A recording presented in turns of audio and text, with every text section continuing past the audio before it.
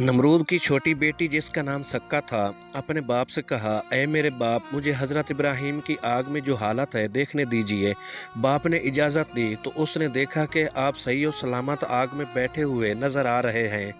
उसने पूछा, क्या बात है, आपको आग ने जलाया क्यों नहीं? हज़रत इब्राहीम अलैहिस्सलाम ने जवाब दिया कि जिसकी ज़ुबान पर बिस्मिल्लाहिर्रहमानिर्रहीम हो, उसको आग कैसे जला सकती है? सक्का ने कहा कि फिर तो मैं भी मकसद रखती हूँ आपके पास आने का, और मुझे बताए कि मैं क्या करूँ। हज़रत इब्राहीम अलैहिस्सलाम ने फरमाया, पढ़ ला इलाहा इल्लल्लाह इब्राहीम रसूलुल्लाह। उसने पढ़ा और आग में दाखिल हो गई, लेकिन आग ने उसको जलाया नहीं। उसके लिए भी आग ठंडी और सलामती वाली हो गई। आग से बाहर निकलकर अपने बाप नमरूद के पास आई तो उसने अलल ऐलान कर दिया कि उसने दीन इब्राहिमी इख्तियार कर लिया।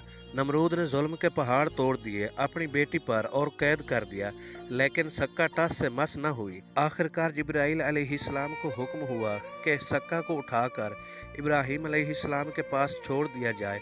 हज़रत जिब्राईल अमीन ने सक्का को हज़रत इब्राहीम अलैहिस्सलाम के पास छोड़ा तो हज़रत इब्राहीम अलैहिस्सलाम ने उसका अक़्द अपने साहबजादे के साथ कर दिया, जिससे अल्लाह ताला ने 20 नबी पैदा किए।